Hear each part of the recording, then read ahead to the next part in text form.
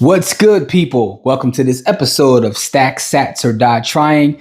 This is the Bitcoin only show brought to you by the Hood. I'm your host as always. My name is Jimmy. Listen, man, a lot of exciting things going on in the world of Bitcoin, man. This episode specifically, I want to talk about one of the tools I use to, stack sats on a daily basis, because this is Stack Sats or Die Trying. If you listen to this on the audio, salute to you as well. I appreciate all the audio listeners of the Stack Sats podcast. If you're watching the video on Facebook or YouTube, do all the YouTubing and stuff, like, comment, share, subscribe, leave me, some feedback in terms of what you think. Still got a couple comments to get back to about the last episode, but I appreciate all the comments that I got. The tool I want to talk about is YZER.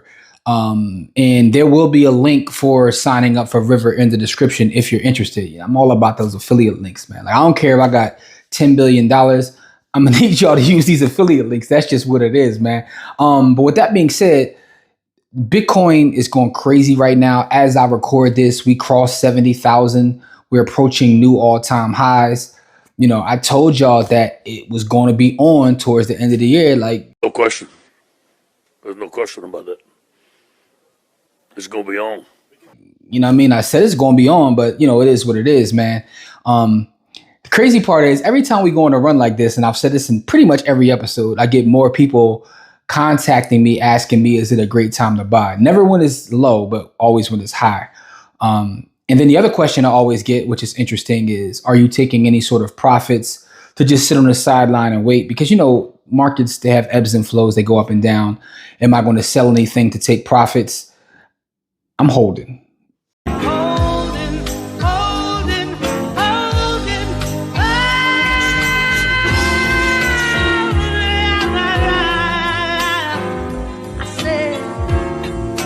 It is what it is. Like, that's what I do. I'm buying long term. Again, I consistently say, to me, this is the greatest single asset in the history of mankind. So I'm never selling. I'm never, ever selling. You know what I mean? So that's one of the things that happens. The other thing that happens, which is also interesting, but it kind of happens all the time, is I get the shitcoiners in my inbox, man. They're like, yo, everybody's hype. I know we hype about what's going on in crypto. No, we not hype. Who is we? Who is we? You know what I'm saying? Like, funny thing is, I saw something on my timeline this past week with people complaining to Vitalik Buterin, the founder of Ethereum, about him selling off and he's suppressing their price. I thought that was funny. But outside of that, I don't even get into conversations and debates about what's going on with Ethereum and all that. You know what I'm saying? Listen, if you want to place your value in Ethereum, you know what I'm saying? The supercomputer or whatever you want to call it, man. Like, let me stop, man. I ain't trying to sit here and start a roasting session, man. Yes, I am.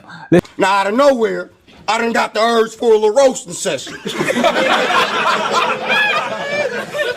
Listen, if you're not into censorship-resistant hard money and you just want to play around in the markets, go ahead and go do your little Ethereum thing, man. But leave me alone, man. I just want to talk about sats and stacking Bitcoin. Like, that's all I want to do, man. And one of the ways that I've been stacking sats lately, something that I added to my repertoire outside of playing the games, you know what I'm saying, having my fiat miners running property to use the excess cash flow for Bitcoin, selling property, consulting, all the various things I do to create value to then put it into Satoshis, is use the company YZER. YZER is a crypto exchange, very similar to Swan or Strike, so put it like this. I have what I like to call my big four in terms of where I buy sats at, right? It was a big three, it's a big four. The big four, my big four, right, are Swan Bitcoin.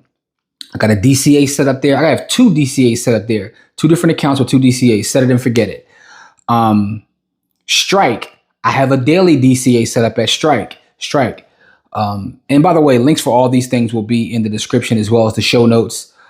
Fold is, kind of my bank account. It's what allows me to now live on the Bitcoin standard in terms of just living on Bitcoin. That's Fold, right? Shout out to Fold. I'm also a Fold shareholder, just being very transparent about that. because they did go public recently, and there's a whole episode if you want to go back and watch my excitement about Fold going public. I was doing too much in that episode. Like Fold doesn't pay me, and. Bro, stop dick riding, bro. That's all you literally talk about. I'm saying this is a game of basketball. I don't want to watch this shit no more, bro. Damn.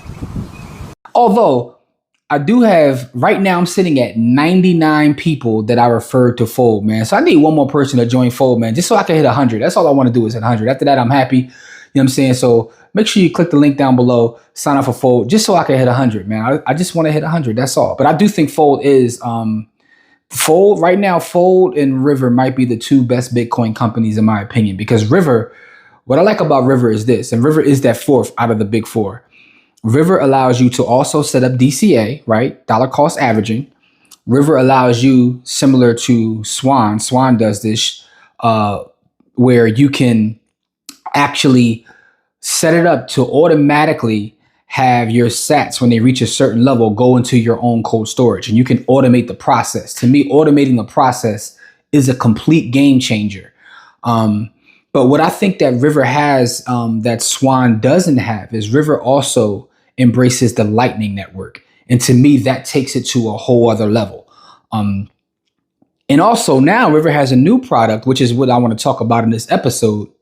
So I live on a Bitcoin standard. My money stays in Bitcoin till it's time to spend, convert it over to my Visa card with Fold or a gift card via Fold. And at that point, then I spend. But there are some instances where I have to have a little bit of cash on hand. So what I've been doing is using Fold, like I said, leaving in Bitcoin and move it over. But River has a new product which intrigued me. I'm going to tell you why it intrigued me for a number of reasons.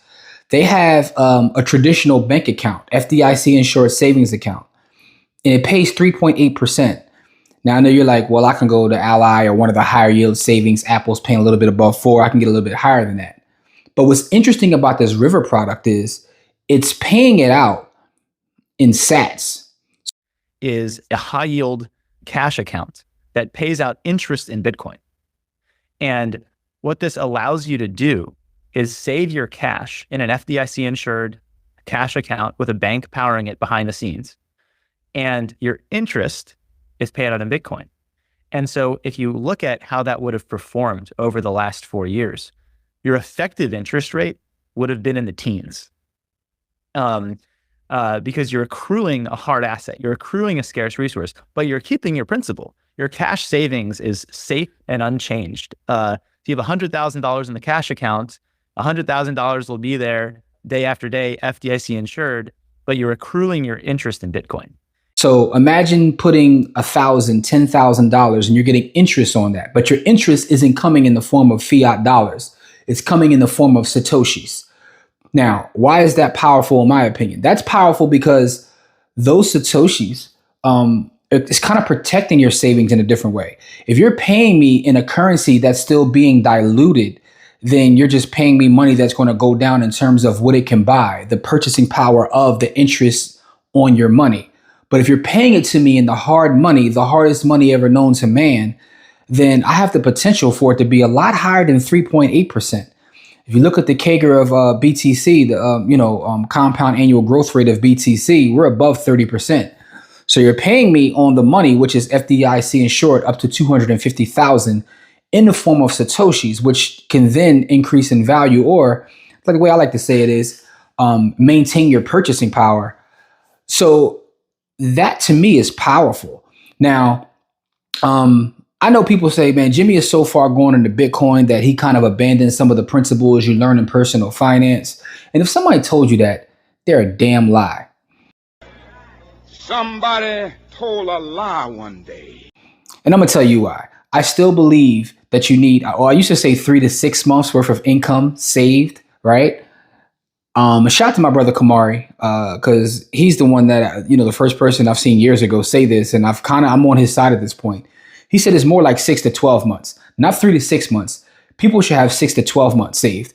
And, one of the things me and him talked about, he was like, look at the pandemic, right? They came out of nowhere. No one expected it. But those that had those kind of savings set up were protected, even if they didn't lose their source of income. But to have 12 months stacked up is 6 to 12 months, right? And I have a specific strategy when I talk to people, and no, I am not a financial advisor.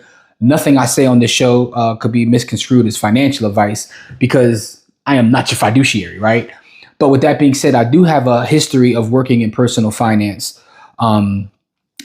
I've mentioned it several times. I was a securities agent. I was an insurance agent. I've done all the things in personal finance. And there are two things that I think are imperative as you start to build out your personal finance war chest, so to speak. One is understanding how much income you have coming in and how much you have going out. And I know that sounds very simple, but sometimes, and it's funny, I was watching Master Chef, and I heard one of the chefs say, matter of fact, it was Wolfgang Puck. He said sometimes the simplest things are the most difficult things to do, right? So when I say that in terms of personal finance, the simple things like knowing how much income you have coming in, knowing how much your expenses are, most people have no idea of that in my experience in sitting down with people. The other part is to have some sort of savings or a cushion to kind of sustain you in an emergency fund, if you will. So if someone told you that I abandoned those principles because I'm such a Bitcoiner, they're lying to you. Because here's the thing. Because I look at Bitcoin as being hard money and cash, I have my 12 months. My 12 months is in Bitcoin. But I understand that most people won't be able to be fully committed the way that I'm committed. I'm all in. I was joking with some colleagues this week. I said, I'm so all in on Bitcoin. Either I'm going to be a billionaire or I'm going to be in the poorhouse. There's no in between. It's going one of two ways. It's really going one of two ways. But I digress. Getting back to what I was saying. What I was saying is someone lied to you because I still think those principles are important. So I think that because everybody won't be able to jump fully into Bitcoin the way I am, this is an alternative. Imagine being able to get paid in sats on money that you have there. This is also another idea in the way my mental framework works. This is another idea in terms of mining. I can set aside cash, fiat trash cash, but also get paid back in Satoshis.